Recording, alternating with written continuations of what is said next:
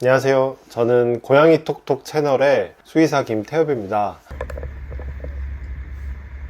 오늘은 제가 채널 만들고 처음으로 영상을 원고 없이 찍어보게 되었거든요. 그래서 다소 오늘은 좀 생각하는 모습, 버벅이는 모습 이런 것들이 좀 들어갈 수 있다는 점 양해를 부탁드리겠습니다. 오늘 영상은 특별한 내용보다는 저를 비롯해서 모든 집사님들께서 고양이랑 지내면서 자꾸 잊어버리는 그런 부분들에 대해서 얘기를 해보려고 합니다. 저도 저희 고양이랑 같이 지낸 지가 벌써 한 12년 정도 됐는데요. 아무래도 제가 수의사 초반이었던 시절보다는 조금 더 보호자님들 입장에서도 더 많은 생각들을 좀 해보게 되고, 그리고 조금 더 공감할 수 있는 부분들이 많이 생기더라고요. 하지만 또 수의사인 입장에서, 그리고 행동학을 좋아하는 수의사로서 고양이랑 우리가 지내면서 암묵적으로 무의식 중에 갖게 되는, 고양이들한테 조금 도움이 되지 않을 수 있는, 그리고 저희한테도 마찬가지로 그렇게 좋지는 않은 그런 생각들에 대해서 오늘은 말씀을 드려보려고 하는데요. 첫 번째로는 고양이는 사람이 아니라는 겁니다. 뭐 당연한 얘기죠. 고양이가 뭐 사람이냐? 라고 당연히 말씀하실 거예요. 그런데 이것은 인간의 어쩔 수 없는 그런 행동적인 기전과도 관련이 있는데요. 사람은 당연히 어떤 대상들을 의인화하고 저희의 감정을 이입해서 생각할 수밖에 없습니다. 어느 정도 그런 부분들은 사실 뭐 저도 그렇고요. 당연히 그럴 수밖에 없다고 생각을 하고, 그런 것들이 또 굉장히 도움을 주는 부분들도 있어요, 분명히. 그런데 사실은 고양이는 또 고양이거든요. 일단은 먹는 거부터 생각하는 거, 행동하는 거 자체가 사람과 고양이는 뭐 많이 다르잖아요.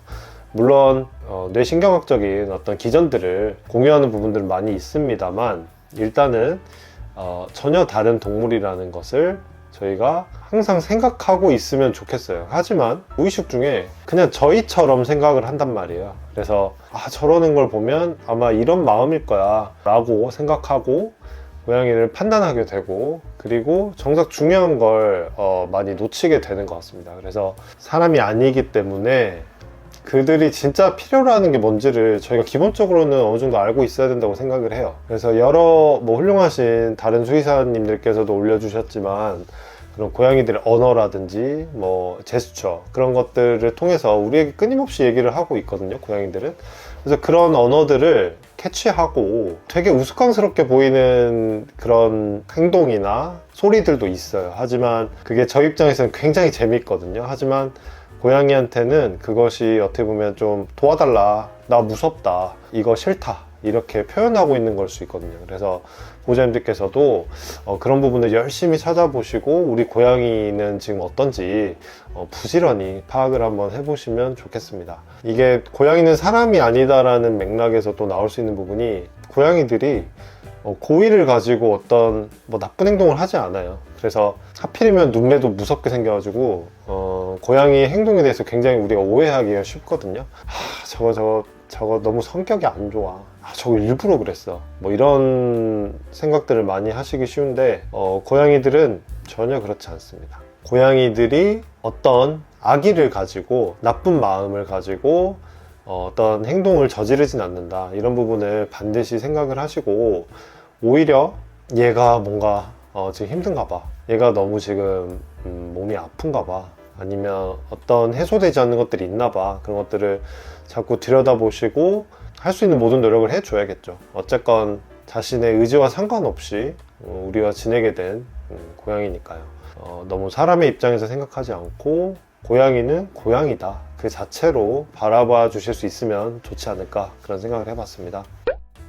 두 번째로는 우리는 고양이보다 우월하지 않다, 이 점을 항상 말씀드리고 싶은데요. 문화를 창조하고, 그리고 깊게 사고하고, 이런 능력들은 어떻게 보면 우월하다고 볼 수도 있지만, 어떤 운 좋은 진화의 산물이지 이것이 반드시 우월하다 이렇게 보기는 좀 어려운 것 같습니다. 그거는 우리 사람의 입장에서 보는 것이죠. 우리는 너를 거뒀으니까 너는 당연히 이렇게 해야지, 내 말 정도는 들어야지, 말썽 피우면 안 되지, 고마운 줄 알아야지, 뭐 이런 마음들을 은연중에 가지고 있는 경우도 있거든요. 그렇다 보면 이것이 어떤 것으로 이어지냐면 네가 잘못했어? 그러면 넌 혼나야지. 넌 맞아야지. 그런 마음들로 이어지기 쉽죠. 오늘은 제가 한 분께 댓글을 달아드리기도 했어요. 어렸을 때 저희가 혼나고 막 맞고 이랬을 때 기본적으로 어떤 마음이 들었나요?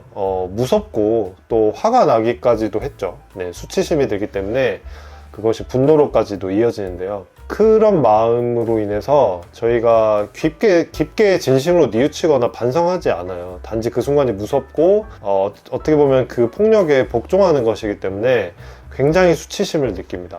그래서 나중에 이것이 해소되지 않고 다른 방식으로 표출되는 경우가 굉장히 많거든요.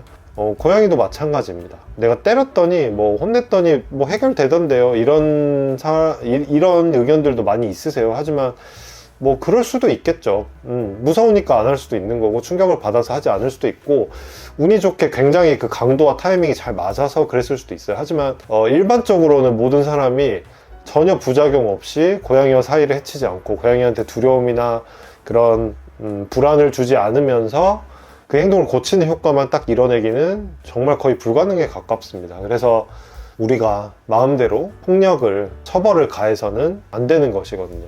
근데 이것은 뭐 저만의 의견이 아니고요. 동물 행동학자들, 수의 행동학자들께서 여러 가지 연구를 통해서 그리고 치료 사례들을 통해서 이미 증명을 한 부분들이기 때문에 보호자와 그리고 고양이들 모두에게 가장 최선의 방법을 처벌하지 않는 것이다. 그리고 다른 방법들을 사용한다 라고 제시하고 있는 것이거든요. 일상생활에 뿌리 깊게 박혀 있는 것 같아요. 뭐 예를 들어서 악을 처벌하는 것이라든지 그런 영화를 보면 되게 통쾌하잖아요. 그래서 어느 순간부터는 인간에게는 내 입장에서 정의로운 폭력은 굉장히 정당하고 합리적인 것이라고 무의식 중에 각인되어 온 것 같은데, 사실 어떠한 폭력도 정당하지는 않다고 생각합니다. 어느 정도의 뭐 정당한 권위를 가지고 굉장히 유대감을 해치지 않을 정도의 납득이 되는 그런 처벌이라면, 받는 입장에서 뭔가 그것이 반성과 행동의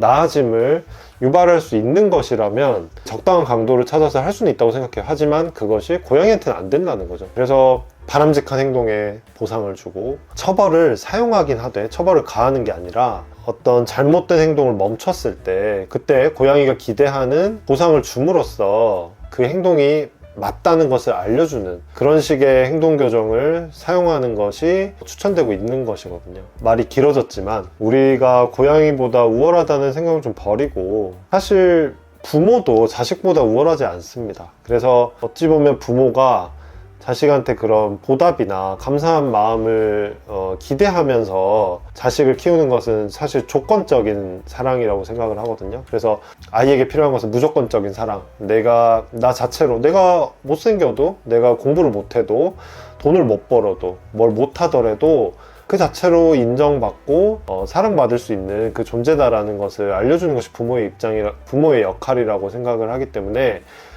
우리도 고양이의 부모잖아요. 반려동물의 부모다, 우리는. 그래서 부모의 입장에서 무언가를 바랄 것이 아니라 처음에 데려올 때의 마음, 조건 없는 사랑, 자녀와 같은 고양이들의 고통을 무시하지 않는 것, 이런 것들이 저는 반드시 필요하다고 생각을 합니다. 세 번째로, 고양이는 인형이 아니다라는 겁니다. 고양이는 인형이 아니죠.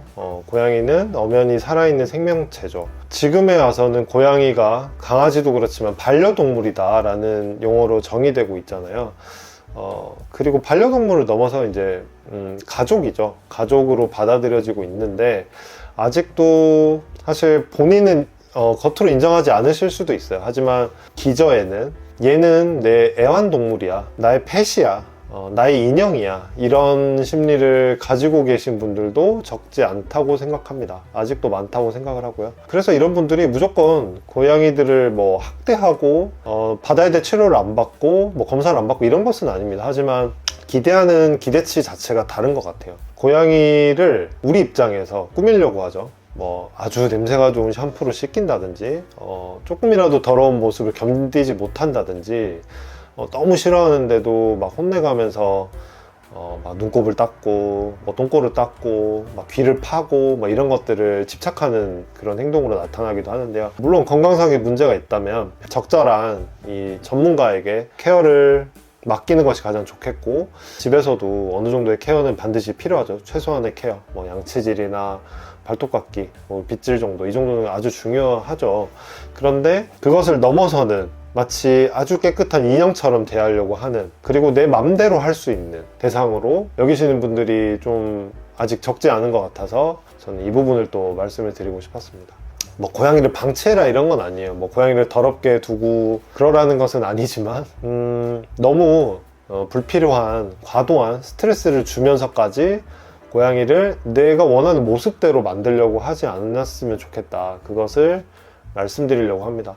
뭐 아직도 뭐 고양이한테 염색하시고 뭐 막 예쁘게 컷하고 이러신 분들 아직 계시겠지만, 사실 고양이가 그것을 원하는 것은 아니죠. 고양이가 그리고 그것을 즐기는 것도 아니죠. 그렇기 때문에 꼭 필요해서, 털이 자주 엉켜서, 아니면 피부병이 너무 심해서, 아니면 사람이 너무 심한 뭐 천식을 갖고 있다든지, 그래서 꼭 필요한 상황이 아니라면 뭐 그런 것들은 굳이 싫어하는 거 아는데, 스트레스 많이 받는데 하지 않으시는 게 좋지 않을까? 저는 조심스럽게 한번 제 의견을 말씀드려 보겠습니다. 사실 할 얘기들은 더 많이 있지만 다른 영상들을 통해서 또 다른 주제들을, 또 제 생각들을 한번 좀 다뤄볼까 싶고요. 저라고 뭐 완벽한 집사겠습니까?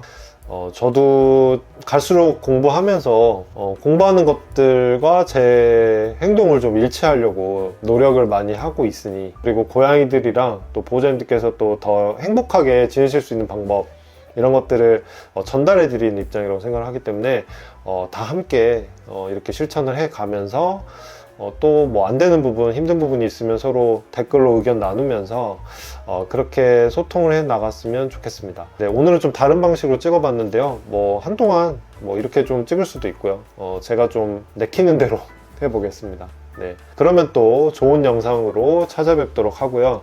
보호자님들과 고양이들께 오늘 영상도 조금이라도 도움이 되셨기를 바랍니다. 감사합니다.